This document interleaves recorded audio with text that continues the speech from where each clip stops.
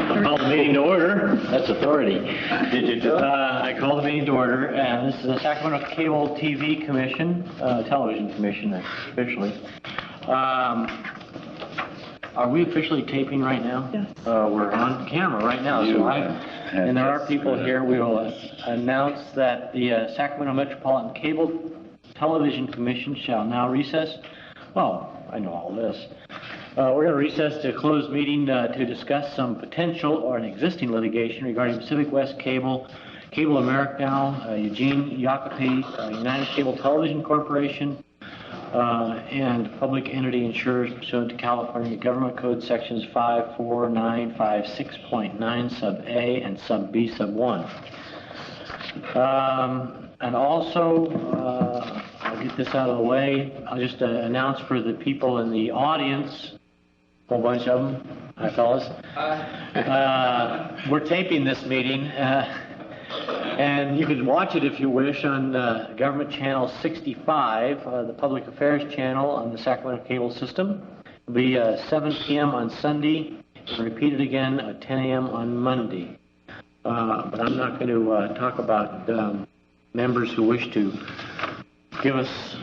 wish to be on the agenda later, because I'm going to wait until I come back for that. Do you want to take attendance now or when you...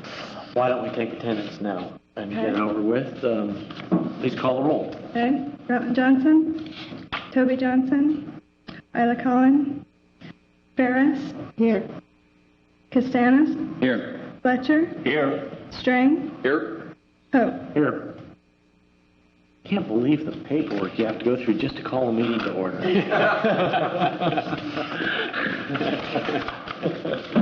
Okay.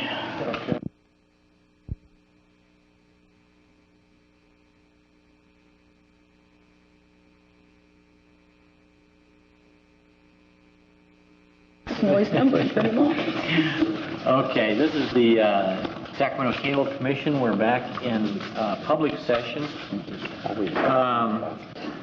For anybody here in the audience who wishes to speak to the commission, either on an agenda matter, which there's agendas in the back of the room, or items not on the agenda, please fill out one of these green forms. There's some of those in the back, and give them to the clerk so we can make sure that you get appropriately get your time on the agenda.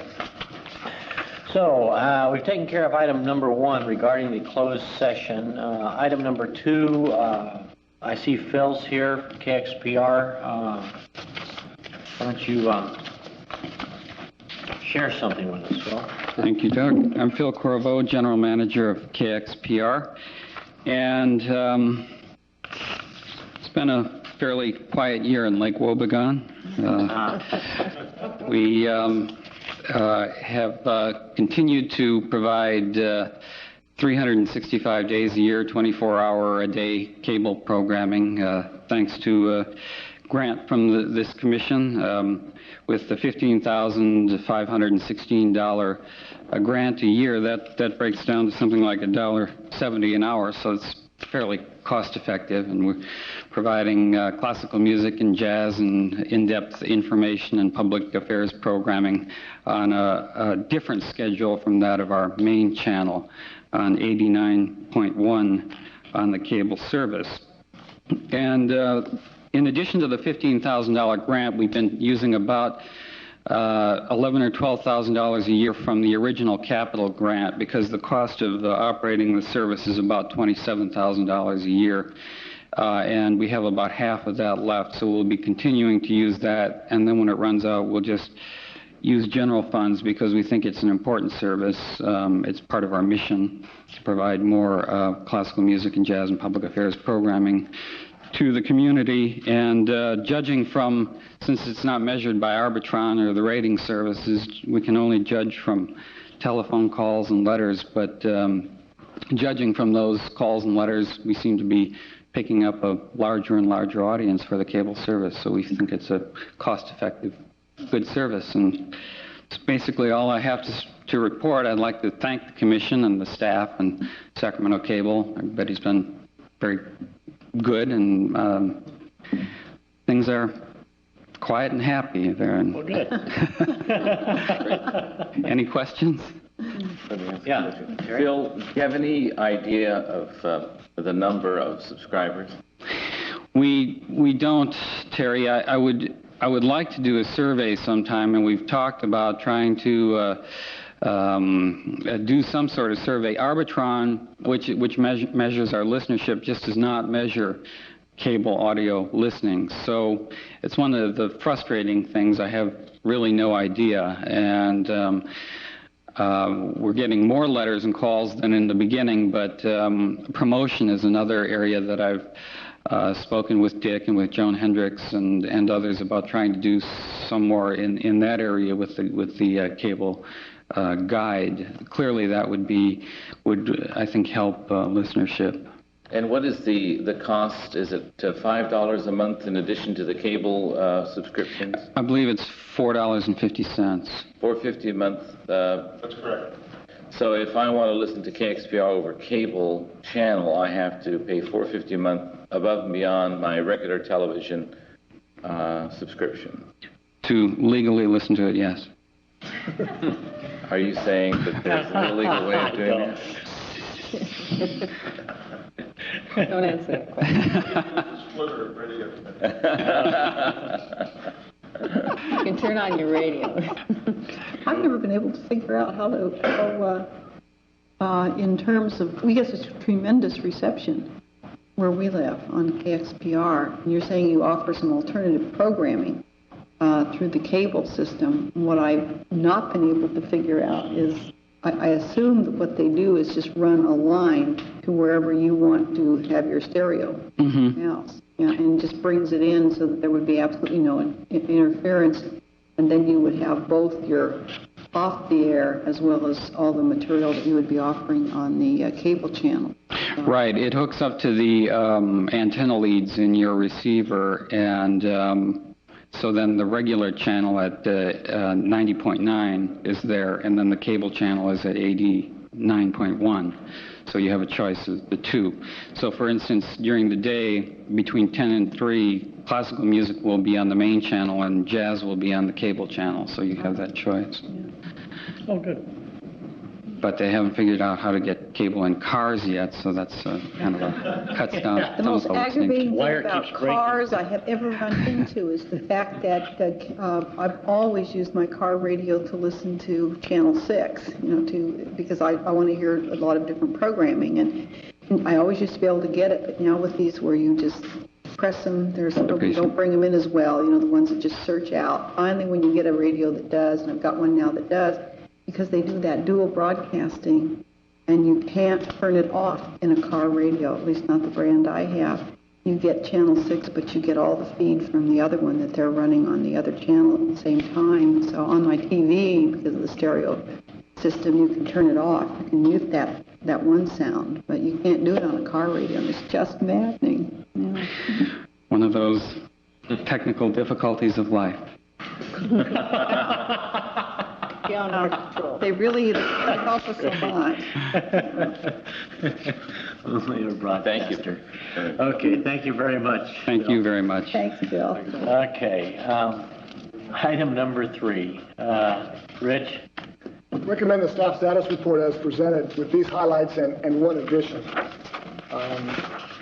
Comment that we proposed 2 agreements this time for ad hoc. One is to adjust the ad hoc administrative agreement to reflect accurately Bob Smith's new salary.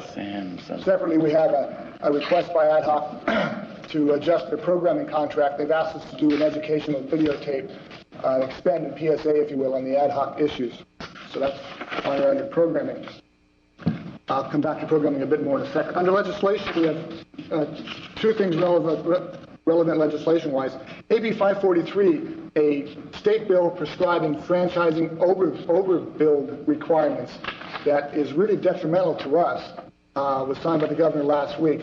We'll work with Brandon to have a full report to you next month, but it has the potential of putting us statewide in conflict with interpretation at the federal level.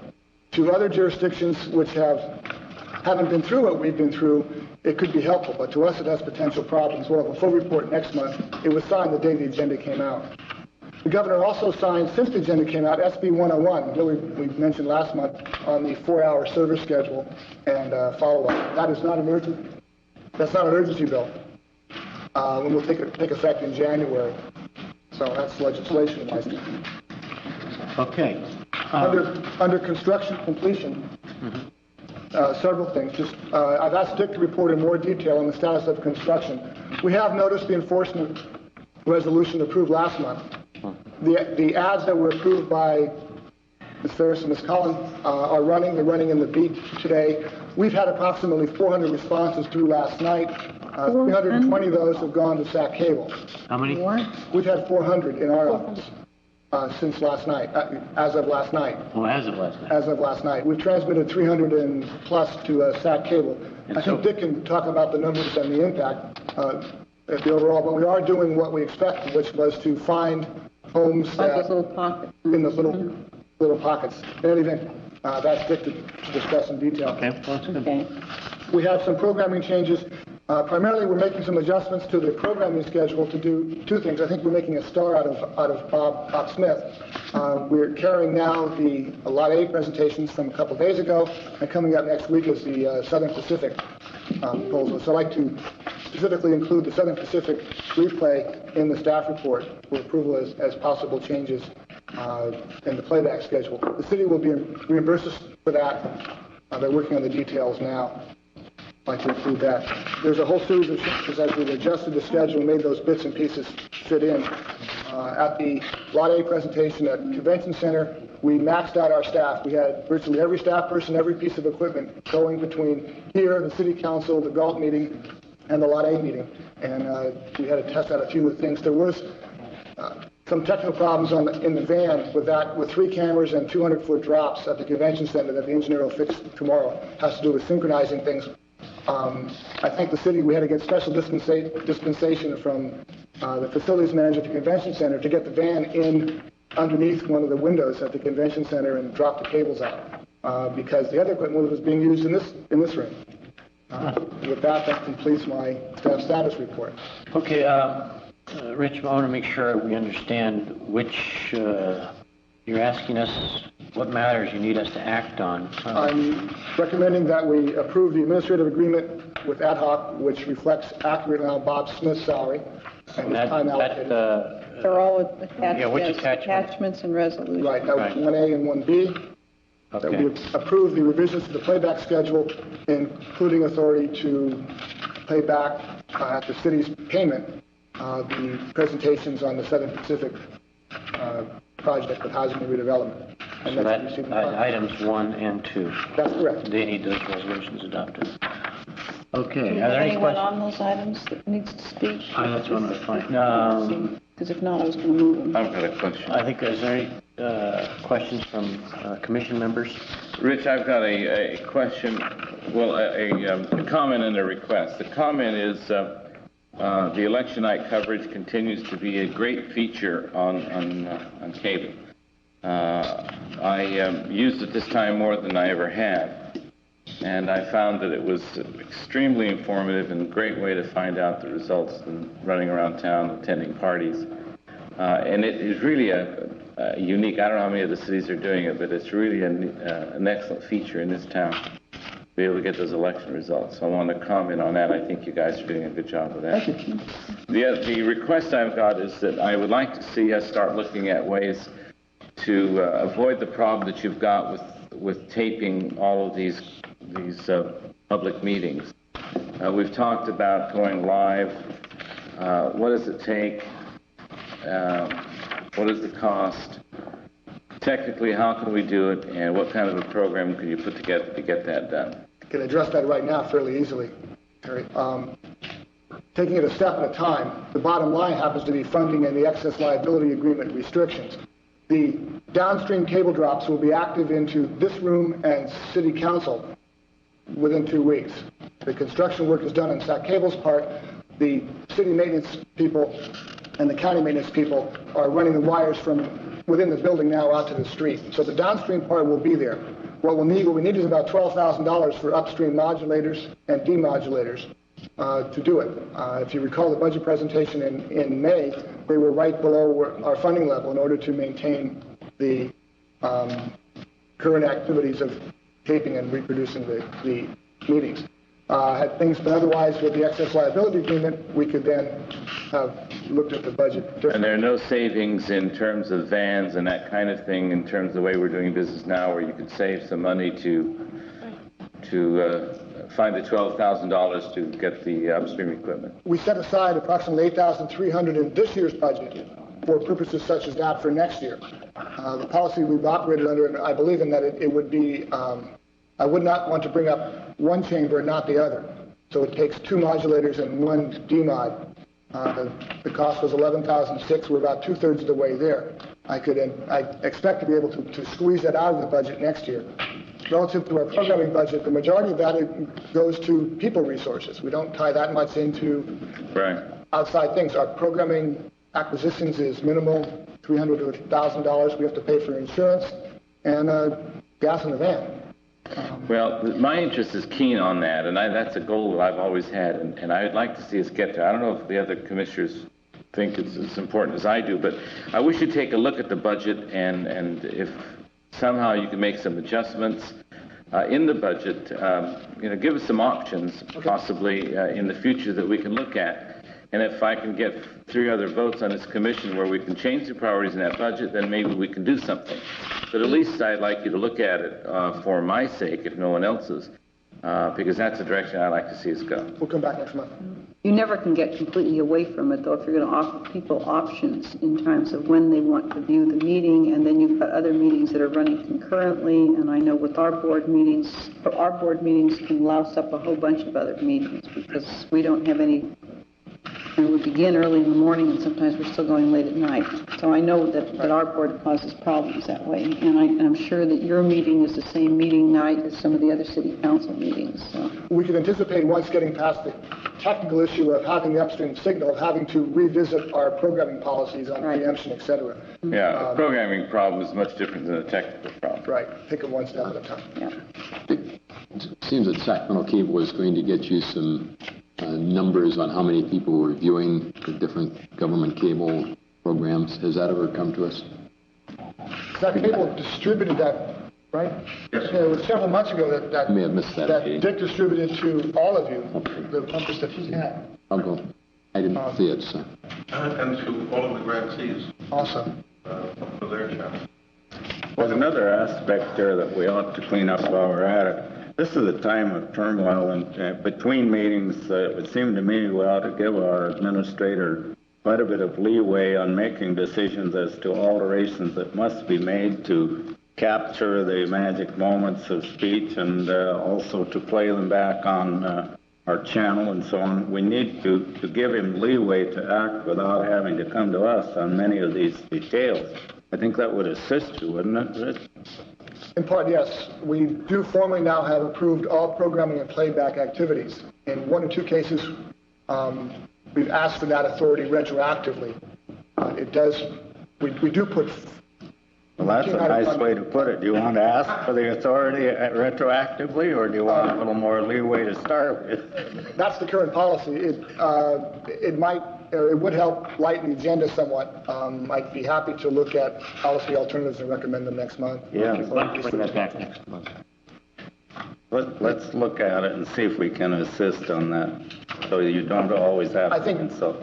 One thing would be essential in my mind. That would be that requests for programming would have to come from our parental jurisdictions in a formal manner, so that it was an official meeting of some kind. Well, let's look at that and bring it back next month. Any other questions from commission members? Anybody in the audience wish to speak to us regarding any of the matters that have been raised here? We had a request. Oh, okay. Okay, well, under the staff report, then, I would move the resolution action items. Is there a second to that motion? Second. 1, 2, and 3. Any other comments? Please call the roll. And on that motion, does that include the added playback? For Yes. Yes. SB? Thank you. Fletcher? Fletcher? Aye. Stark? Pope? Yes. Cullen? Yes. Barris. Aye. Castanis. Aye. Strang. Aye. Okay, Council, Sam, do you have anything? No, sir. Good. Took care of that earlier. Moving right along, item number 4, Dick Davis. An exhibit. Of exhibits. This is the completion schedule. Behind us, or probably behind us a little better. Status of the bill. There is a mic stick right there. There's a mic right there if you want. I'm What she not wants. going to point to We're not any one of going those. to? Okay.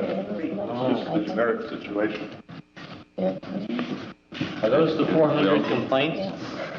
Those represent the blocks that we still do not have service on.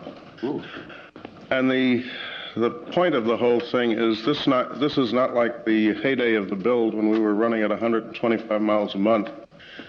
Those 324 dots represent the 1,786 homes, single-family homes that were without service in our records as of last meeting, September 7th.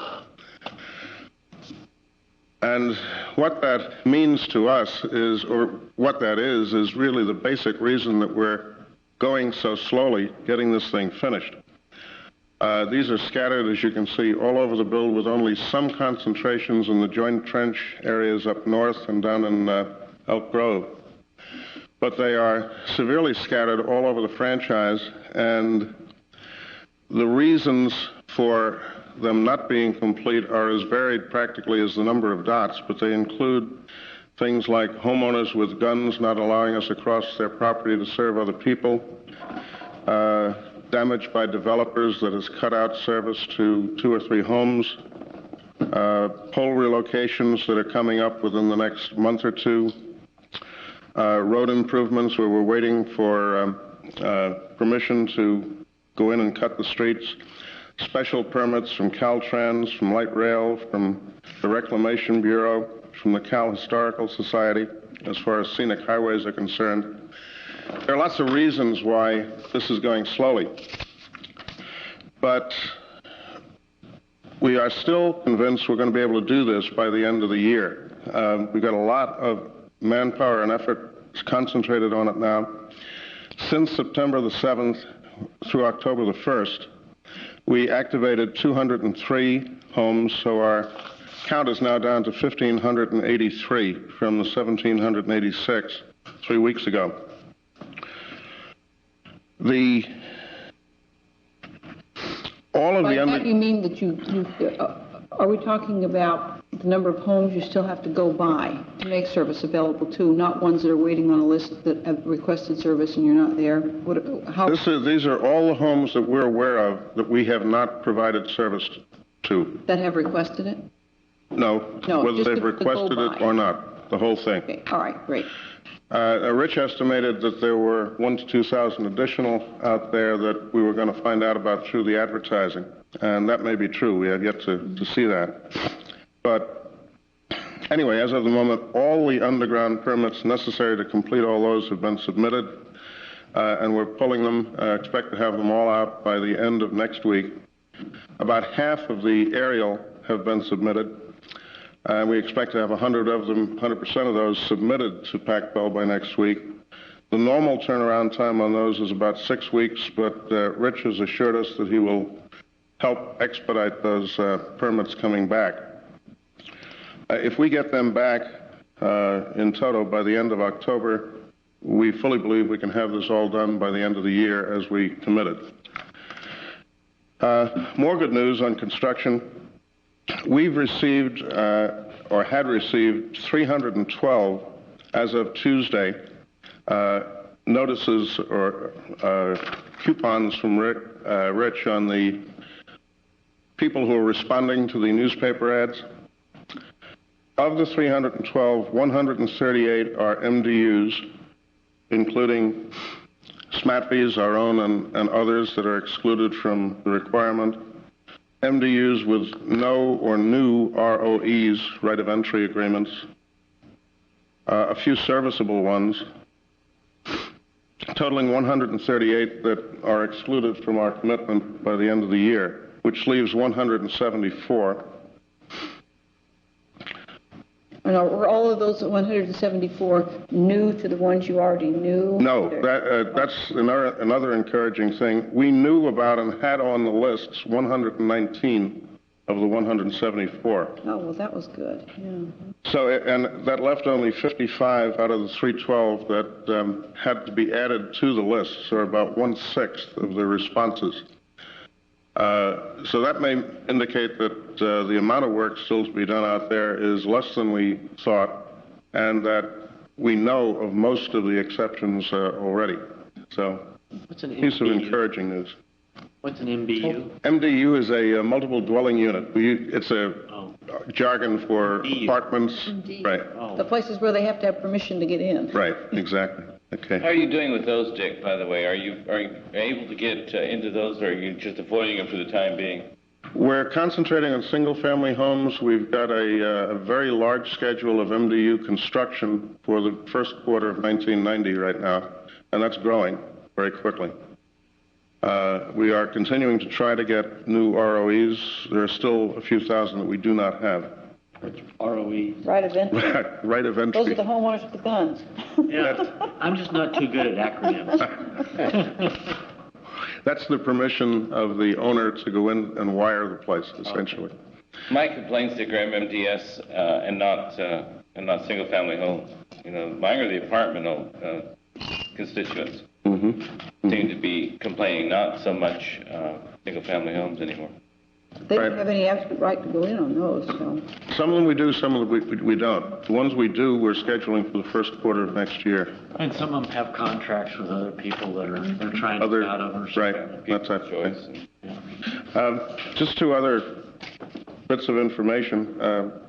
Sacramento Cable is now undergoing an intensive Teamster union organizational drive. The Teamsters have filed for an election for the entire workforce of Sacramento Cable. We'll keep you updated on progress as it happens. And the last item that I have is just for your information regarding service to the Capitol. After 2 years of discussions between the Assembly and the Senate committees on cable, the Capitol elected to put their own mini head end in the Capitol, take our service at the doorstep, filter out or remodulate the signals they wanted, and bring those to all the legislative and administrative offices in the Capitol. I think there were about 21 channels that they elected. We call it very limited basic, and we were going to provide it to them for just our programming cost, essentially. The mini head end is not working very well. The governor has requested full basic for his own offices. That was provided last week, so now the governor and his staff have full cable, and the others in the Capitol have very limited basic cable. What are they doing watching television? I don't know. Very good Well, question. you can ask him right on cable, because he's probably watching, right? That's right. Yeah, You can ask him why he isn't signing bills. He's Probably is. vetoing them all, but I would hope, but I just, I can understand why you might want it in there for after hours if you got to stay and work and you want to watch a newscast. He's interested in local government. He's watching this commission. They got C-SPAN too. Oh, Both I C-SPAN. see. Yeah, Right. both C-SPAN. Yeah, both C-SPANs. Yeah, that would I be noticed they wanna listen to fascinating. That KXPR. is fascinating, yeah. Any questions on construction or anything else I can answer? Fine. Thank you very much. Thanks, Dick. I'll add one piece on clarification or just elaboration on Dick's comments on MDUs. My numbers show the same. Approximately 45% of the responses have been from MDUs. The process would be to, from our end, is that if Sac Cable has made cable service available to the property, and they're in the process of negotiation, there's no role we have to support the resident. the owner, manager of the complex, has to come to terms through an ROE, right of entry with Sac Cable. Our office will participate in unclogging the paperwork mill or clarifying issues as we have in the past to resolve MDU problems as they surface. But yes, but half the responses so far are MDUs. Okay. Any other questions regarding this item? Move we receive and file. Okay. Second. Been moved and seconded. Any other questions, comments? Please call the roll. Fletcher? Yes. Poe? Yes. Collins? Yes. Ferris? Aye. Casanis? Aye. Strang? Yes. Okay, there's no other formal agenda items. And Mr. Ketterling, you wish to address the commission? Why, no, come on, if you would, please come on forward. And... Okay. I was just wanting to thank the Sacramento Cable Commission and Dick Davis with Sacramento Cable for having the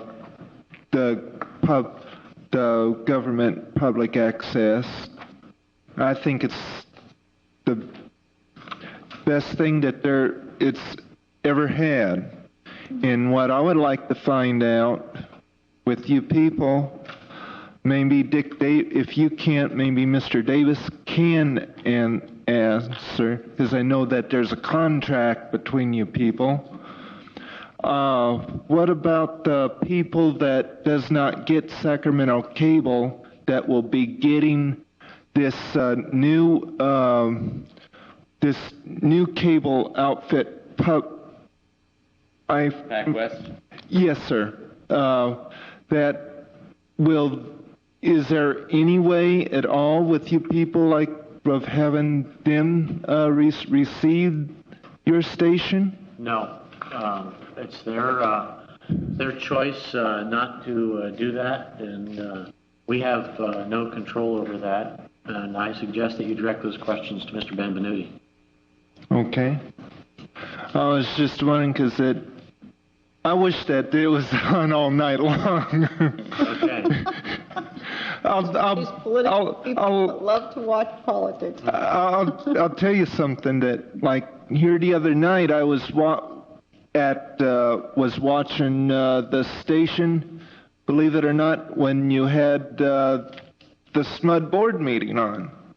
Yeah, it was, and that I understand that when I forget how many hours, but at the same, I had it on till about 1 o'clock in the morning, and you were still going pretty strong, and I enjoyed it. Well, you want to watch it good, watch tonight's SMUD board meetings.